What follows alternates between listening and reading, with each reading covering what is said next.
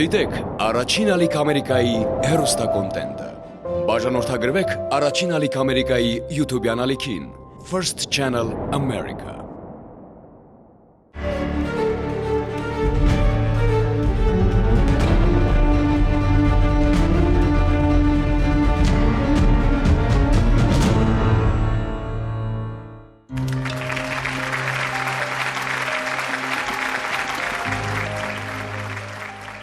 Ողջույն բոլորին, ովքեր գիտեին ինչ հաղորդաշար է լինելու եթերում, երբ միացնում էին հեռուստացույցը։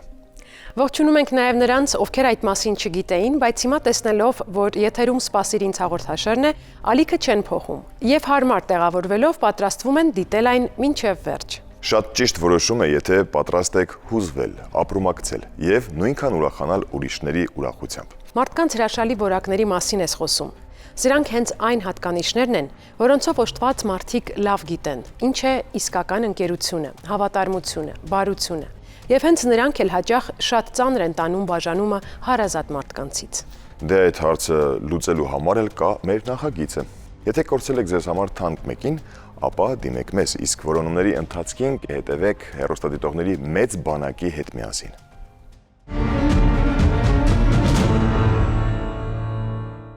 Երբ ուզում ենք որևէ մեկին գտնել, դառնում ենք անհամբեր։ Չենք ուզում կորցնել ոչ մի վայրկյան։ Եթե օգնություն ենք ակնկալում, ապա ուզում ենք ներկայացնել բոլոր մանրամասներն ու հանգիստ լինել, որ մեզնից կախված ամեն բան արել ենք։ Անհամբեր են արդեն մեր տաղավար եկած հայտատուները, որոնցից մեկի հետ շտապում ենք զրուցել։ Մեզ հյուր է եկել Տիկին Անահիտը։ Բարի երեկո, Տիկին Անահիտ, համեցեք։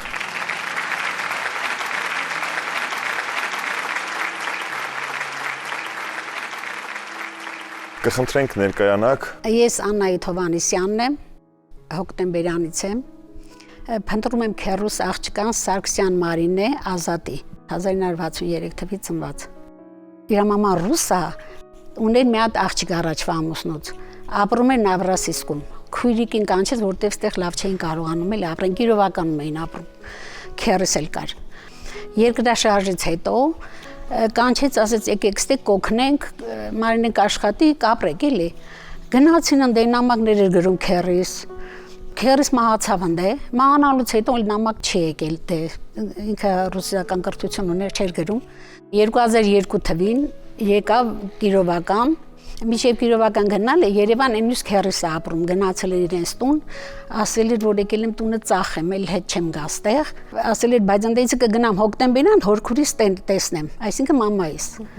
Ու տես չեկա մեր տուն։ Չեկա մամաս այնքան որ լսել էր, շատ էր նեղվում էլ, թե խի չեկավ, ախր Մարինեն ինչ եղավ, ախր Մարինեսկի չեկավ, ասել էր կգնամ հորքուրին կտեն։ Տենց մամաս մահացավ, տենց էլ լուրջ ունեցանք, ինքը երկու հատ երեխա ուներ, մի տղա մի աղջիկ,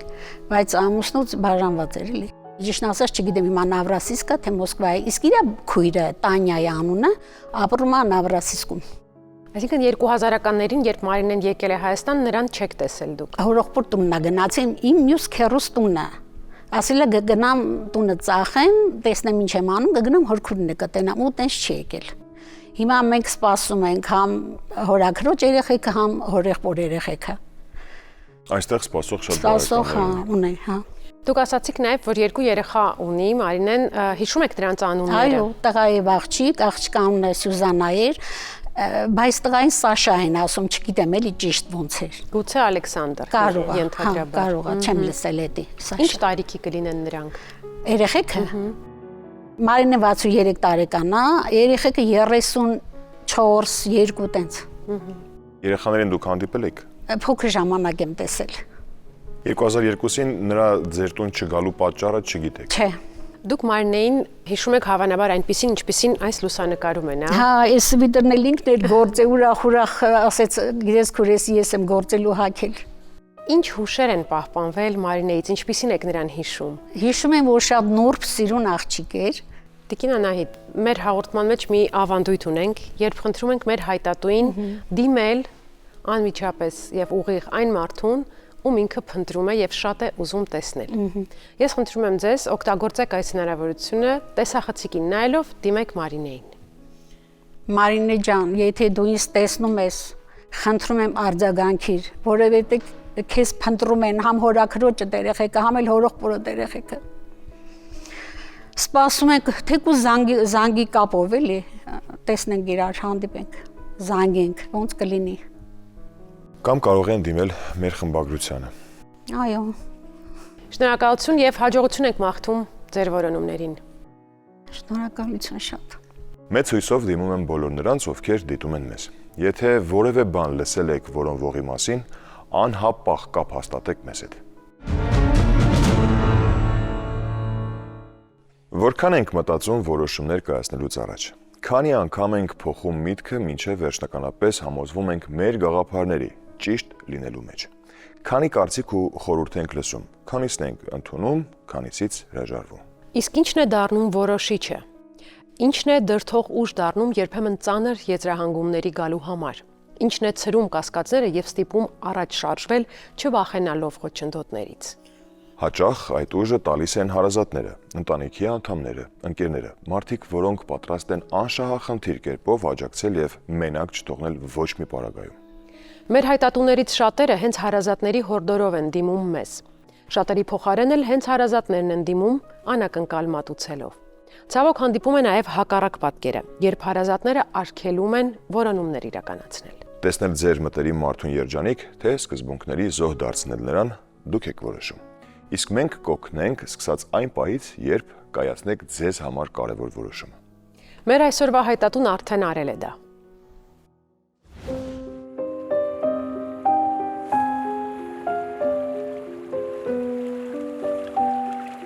Ամբողջ օր ես գետում լողում էինք, առավոտից երեկո անհոգ լողում էինք, Հակոբս էլ մեր հետ էր լողում։ Երբեմն ինքը որ շատ փոքր էր թողնում է տանը, ես մենակ էի գալիս լողալու։ Այդպես շատ ուրախ էր անցնում, շատ լավ էր անցնում, լավ օրեր էր, մանկության անհոգ օրեր։ Նայում եմ ու հիշում։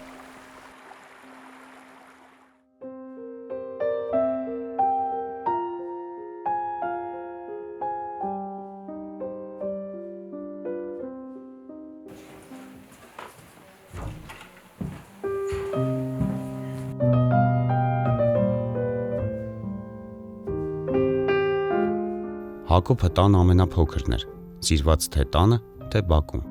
Խաժ աչքեր ուներ, հագուստը միշտ կոկիկ էր, սիրում էր պիջակ կրել, երբեմն փողկապի հետ համադրված։ 1988 թվականն էր։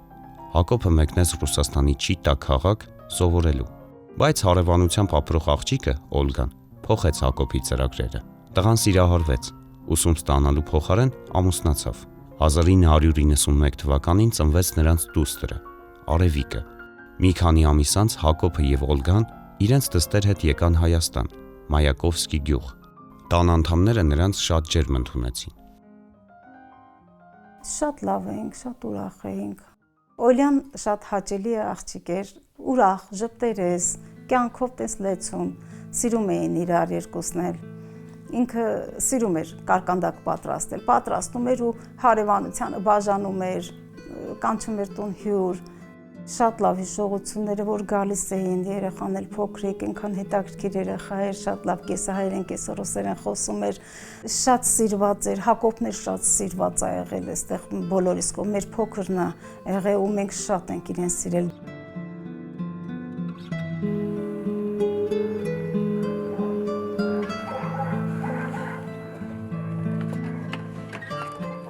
Հայաստանում 1 տարի ապրելուց հետո Հակոբն ու Օլգան երեխայի հետ վերադարձան Չիտա։ 1992 թվականին ծնվեց ամուսինների որդին՝ Վոլոդյան։ 1999 թվականին Հակոբը որոշեց կյանքը շարունակել Հայաստանում, հարազատների կողքին, բայց որոշեց միայնակ վերադառնալ։ Պատճառը հարազատները չիմացան։ Հակոբը նախ ճանապարհ ընկավ դեպի Սոչի, որտեղից Հայաստան չշտապեց։ Սոչիից ընտանիքի հետ հեռախոսակապի միջոցով էր շփվում։ Երևի ընտանեկան գժտություն եղավ, ինչ եղավ, ոնց եղավ, մենք հաստատ չգիտենք։ Ինքը որոշեց վերադառնալ Հայաստան։ Վերջերում արդեն էլ այդքան շատ չէր կիսվում, չէր շփվում այդքան, ոնց որ մտածմունքների մեջ լիներ անընդհատ։ Այդպես էր ինքը։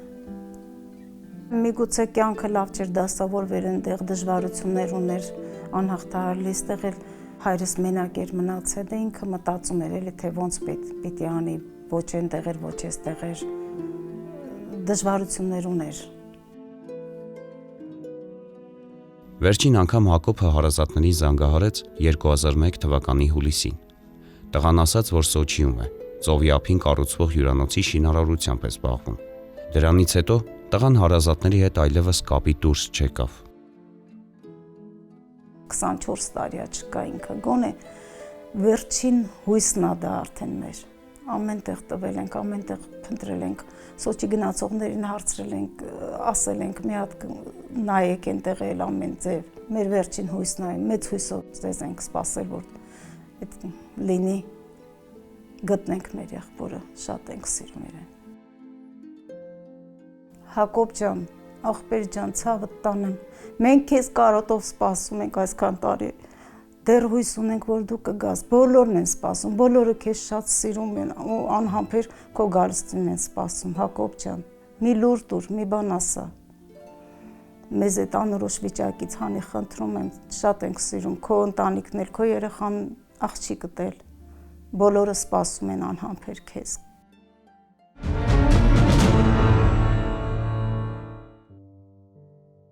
Աշոտ Առաքելյանին խնդրում է արձագանքել նրա բանակային ընկերը Նիկոլայ Կովալյովը։ Նրանք ծառայել են Բելարուսի Բրեստ քաղաքում 1979-ից 1981 թվականներին։ Նիկոլայը հույս ունի, որ Աշոտն իրեն չի մոռացել եւ դեմ չի լինի վերականգնել վաղեմի ընկերությունը։ Մարիա Վասիլիի Հարությունյանին եւ նրա դստերն են որոնում նրա ազգականները։ Մինչ ամուսնությունը Մարիայի ազգանունը Անտոնյուկ էր։ Նա ծնվել է 1964 թվականին Ուկրաինայում։ 1980 կամ 81 թվականին նա մեկնել է Հայաստան, Գյումրիում սովորելու եւ աշխատելու նպատակով։ Այնտեղ ամուսնացել է Հովիկ Հարությունյանի հետ։ Ունեցել է 2 զավակ՝ Սվետլանան եւ Դավիթը։ Մինչև 2009 թվականը Մարիան նամակագրական կապ էր պահպանում հարազատների հետ, բայց հետո շփումն ընդհատվել է։ Այս հարսանեկան լուսանկարը Օլգա Սավենկոյի ընտանեկան ալբոմից է։ Փեսացուն Օլգայի որդին է Ալեքսանդրը։ Նրա կողքին կանգնած է Օլգայի զարմուհին Ելենա Իվանի Բասը։ Նրա առջև իր որդին է Արթուրը։ Հարսնացուի կողքին Օլգայի հորաքույրն է Մարիա Յակովի Բասը։ Ելենան, Մարիան եւ Արթուրն ապրել են Էջմիածին քաղաքում։ Ռուսաստանում ապրող ընտանիքի անդամների հետ պահպանել են կապ, որը ժամանակի հետ խզվել է։ Այս լուսանկարն արվել է Գյումրիում 1982 թվականին։ Լուսանկարում պատկերված է Լիդիա Վրաբիեն, Մոլդովայից։ Նրա կողքին Լիդիայի որդու 1983 թվականին ծնված Ռուսլանի հայրն է, որի անունը Գեորգ է կամ Գևորգ։ Լիդիան մահացել է այդպես էլ ոչինչ չպատմելով որդուն հոր մասին, սակայն Ռուսլանն այժմ ուզում է գտնել նրան։ Հայկազ Գարեգինի Դավթյանին, նրա զավակներին, թոռներին կամ այլ ազգականներին է որոնում նրա թոռնուհին Նատալյան։ Նատալիայի մոր անունն է Լիլիա Հայկազի։ Լուսանկարում պատկերված է Գայանեն։ Արդեն երկար տարիներ նա որոնում է իր հայրիկին, Արտավազ Չիվանի Մխչյանին։ Հայր եւ դուստր երբեք չեն հանդիպել, բայց Գայանեն գիտի, որ իր մայրիկն ու հայրիկը 7 տարի ապրել են Երևանում, հետո բաժանվել են եւ Սվետլանան, որն այդ ժամանակ երեխայի էր սպասում, տեղափոխվել է իր հարազատ քաղաք Նովոկուզնեցկ։ Գայանեի ծնվելուց հետո 5 տարի ծնողները նամակագրական կապ են պահպանել։ Նորիկ Գևորգյանին կամ նրա ազգականներին է որոնում նրա դուստրը Ռոզան։ Նորիկը ծնվել է 1957 թվականի հունվարի 4-ին։ Նրա ծնողների անուններն են Վելիխան եւ Ռոզա։ Նորիկը 2 քույր ուներ՝ Սուսաննան եւ Ռուզաննան։ Նրանք ապրում էին Հայաստանի Ախուրյան գյուղում։ Եղիշեր Ռոբերտի Կարապետյանին է որոնում նրա բանակային ընկերը Ալեքսանդրը։ 1986-ից 1988 թվականներին տղաները ծառայել են Գերմանիայի Ֆյուրստենբերգ քաղաքում։ Այս լուսանկարը արված է արձակուրդի ժամանակ հայրենիքում։ Եղիշեն այն նվիրել է Ալեքսանդրին հատուկ բանակային ալբոմի համար։ Նրան է նվիրել նաև իր զինվորական գլխարկը։ Եղիշեն նկարիչ էր։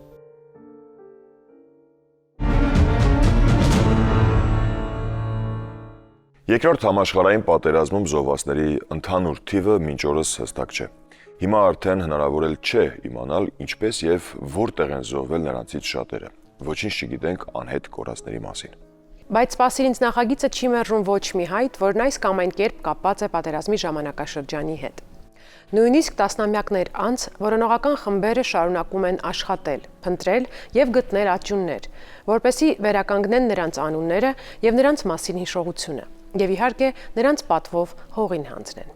Սա պարզապես հարգանքի տուրք չէ, այլ հնարավորություն սերունդների համար ճանաչելու իրենց իսկական հերոսներին։ Նման հնարավորություն ամիսներ առաջ մեզ ընձեռեց ռուսական որոնողական խմբի անդամ Արթուր Կոտենկովը։ Մեր նախագծի միջոցով նա փորձում է գտնել համաշխարհային պատերազմում զոհված երկու հայ զինվորների՝ Ազատ Մելքոնյանի եւ Մկրտիչ Արշանյանի ազգականներին։ Եկեք վերհիշենք այդ թողարկումը եւ վերադառնանք տաղավար։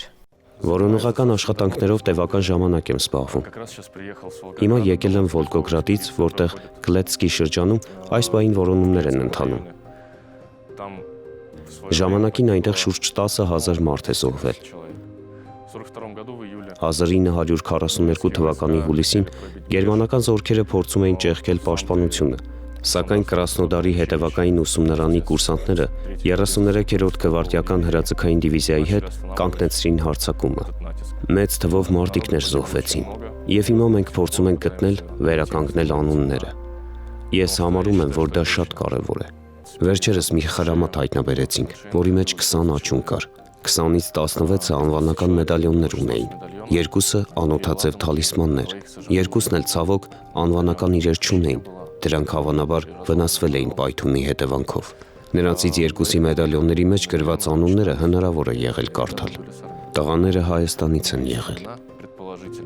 Հավանաբար նրանց անուններն են Մելքոնյան Ազատ Մուշեղի ծնված 1923 թվականին եւ Արշանյան Մկրտիչ Դանիելի ծնված 1922 թվականին։ Այսինքն տղաներն իրենց երկրի հայրենիքի համար կռվելու եւ զոհվելու պահին 19-20 տարեկան են եղել։ Հայրենական մեծ պատերազմի երկու այս զոհերի գտնվելու փաստն է ձեզ բերել Հայաստան, եւ եթե ստացվի այնպես, որ լինեն արձագանքողներ, պետք է արդեն սկսվի, կարծում եմ, հենց այդ նույնականացման գործընթացը։ Ինչպիսին են աշխատանքները ենթադրյալ ազգականներին գտնելուց հետո։ Դեռ չգիտեմ ինչպես ենք անելու, հաշվի առնելով, որ երկու տարբեր երկրների հետ գործ ունենք։ Ազգականները պետք է ԴՆԹ-ի անալիզ անցնեն, այն ուղարկվի մեզ եւ արդեն մեր լաբորատորիայում արդյունքները կհամեմատվեն։ Հույս ունեմ, որ կգտնենք ազգականներին եւ պատվով կուղարկավորենք։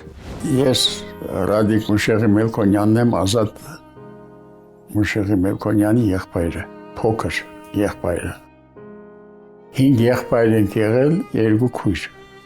Ինքը երկրորդ երեխան է եղել մեր։ Մեծ քույրը սա, հետո ինքն էր, հետո մնացածները արդեն։ Եղբայրս ծնվել է 1923 թվականին, ավարտել է դպրոցը 41 թվականին ու կամավոր հիմունքներով մեկնել է պատերազմ։ Վոլգոգրադ դեսանտային զորամաս։ Ես 2 տարեկան եմ եղել, մազերը շատ խուճուճ է եղել, ասելա չխոզեք մինչև հետ կգամ։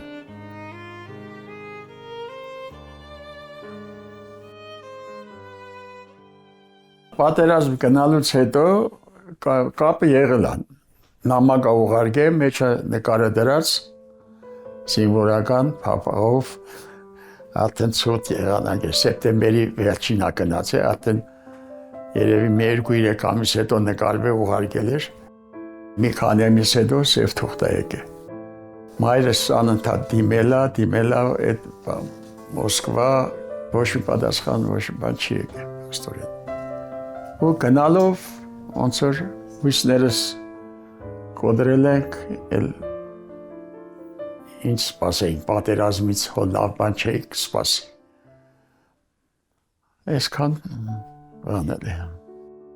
Հեռուստացույց էինք նայում, Ամերիկայից զանգ եկավ, ընկերոջս կինը։ Ասում է,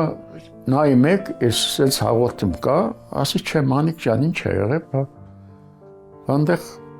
անուն ազգանուն տեսանք, Մելքոնյան Ազատ Մուշեղի, դե հորս անունն է գիտեին, որ Մուշեղի անունը հորս անունն է դրած, Մելքոնյան մեր ազգանունը գիտեին, ասում է, ով է բան, ասում է, Մանիկ ջան, աղբորս անուն ազգանունն է այդ հայրան։ Ես կորցրեցի ինձ, 83 տարի, ով կսպասեր։ դեռ ինքն այելի գալիս փաստորեն ինչ ասել։ Այս պահին պետք է տաղավար հրավիրենք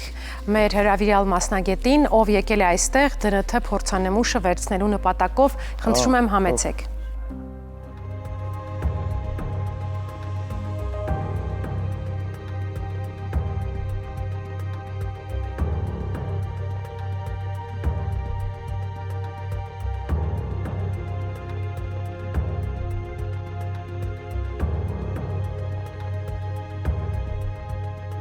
Դա Աստված, որ հաստատվի ինչ ասենք։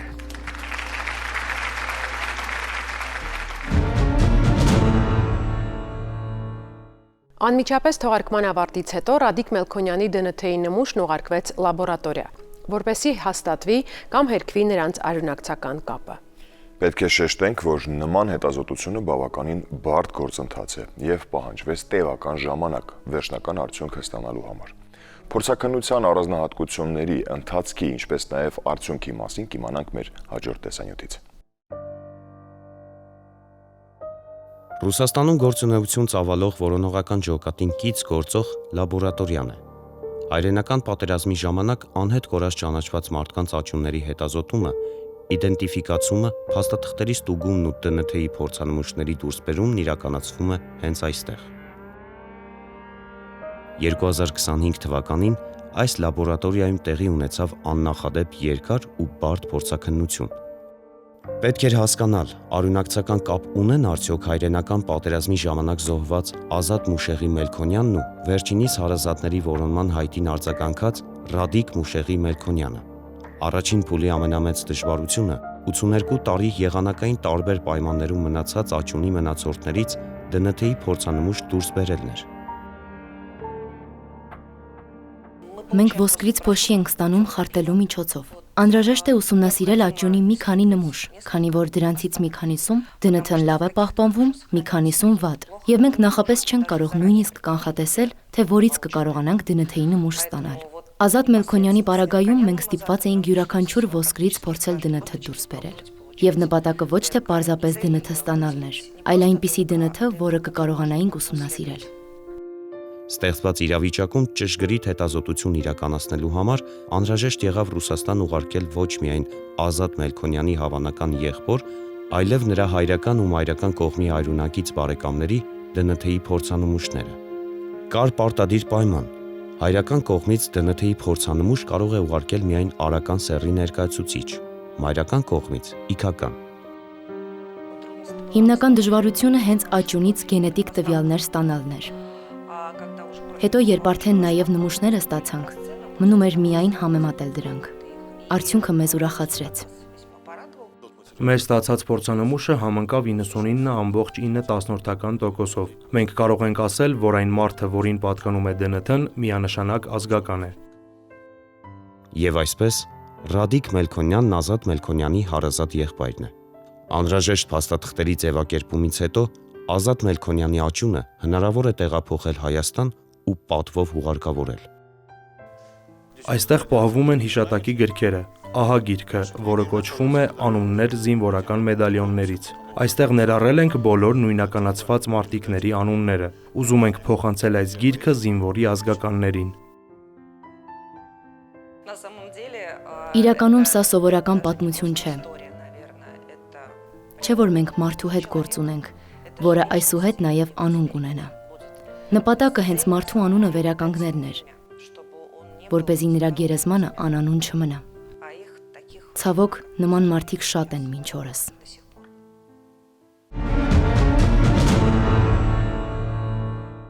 Եվ ահա փորձաքննության արդյունքներով էլ մենք հյուր գնացինք Ռադիկ Մելքոնյանի տուն։ Հանդիպումը ֆիքսել է մեր նկարահանող խումբը։ Դիտենք տեսանյութը։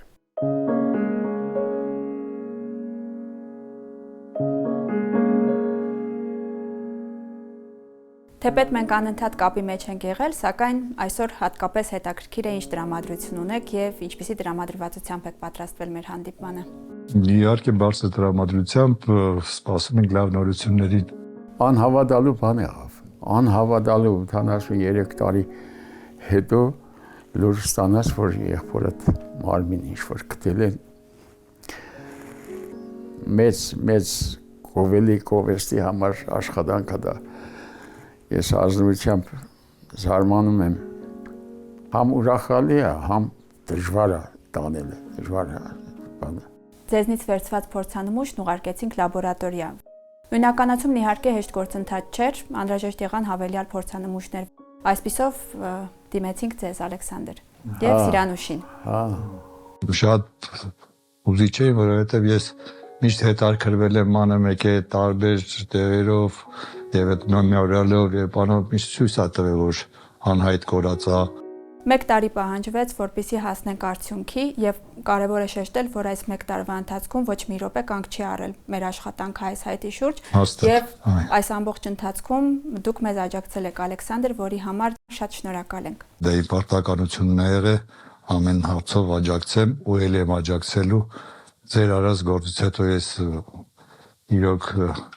շատ ուզված եմ հաշվեք մի հատ վոլանտյորը դուք եք ունեցել իմ դեմքում անկեղծ եմ ասում Արդեն հասել ենք այն կարևոր փուլին, երբ ԴՆԹ-ի փորձաքննության արդյունքները պարզ են։ Մենք ունենք տեսանյութ, որտեղ լաբորատորիայի ներկայացուցիչը ներկայացնում է ԴՆԹ-ի փորձաքննության պատասխանները։ Աչքով կնայենք։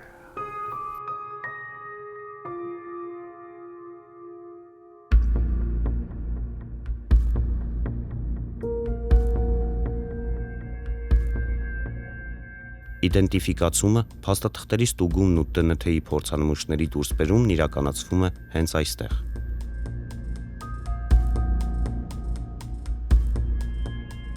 Առաջին փուլի ամենամեծ դժվարությունը 82 տարի եղանակային տարբեր պայմաններում մնացած աճյունի մնացորդներից ԴՆԹ-ի փորձանմուշ դուրս բերելն էր։ Ազատ Մելքոնյանի պարագայում մենք ստիպված էինք յուրաքանչյուր ոսկրից փորձել ԴՆԹ դուրս բերել։ Եվ նպատակը ոչ թե պարզապես ԴՆԹ ստանալն էր, այլ այնպիսի ԴՆԹ, որը կկարողանայինք ուսումնասիրել։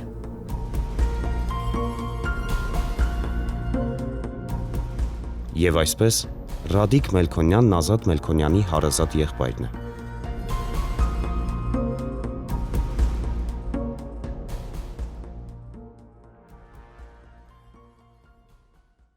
%99%։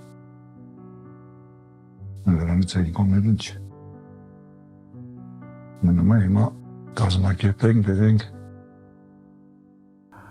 Այդ նոր հոգիս հանգստացավ։ Ասել էր մազերը չխուզեն մինչև կհասնի, եկավ հասավ։ Հոգիս հանգստացավ։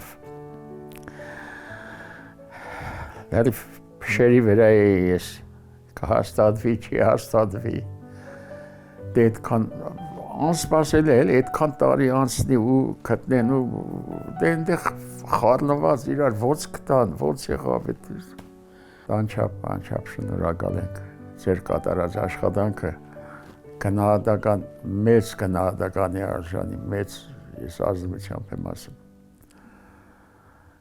ասում են խոսքերով, բայց գործով լրիվ ուրիշ է, շատ բարդ ու շնորհակալ աշխատանք է, շատ։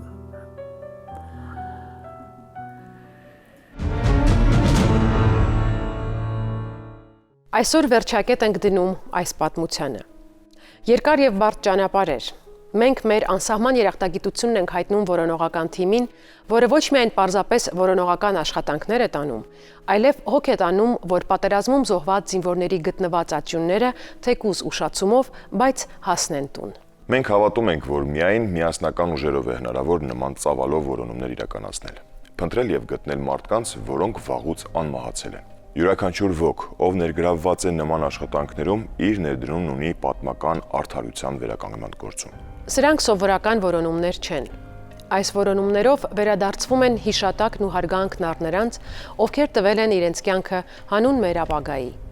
Եթե անգամ նրանց ազգականներին գտնելու շանսերը փոքր էին, միևնույն է, ամեն ճշտվածանուն արդեն հաղթանակ է։ Հաղթանակ ժամանակի եւ պատմությունը ջնջելու փորձ կատարած պատերազմի նկատմամբ։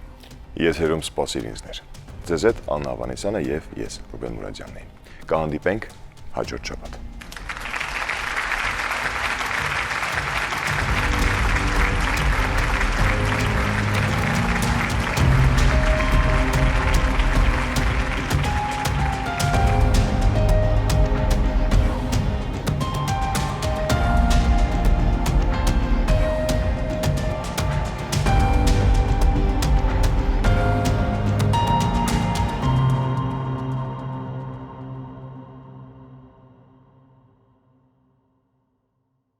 Դիտեք Առաջին ալիք Ամերիկայի հեռուստակոնտենտը։ Բաժանորդագրվեք Առաջին ալիք Ամերիկայի YouTube-յան ալիքին First Channel America։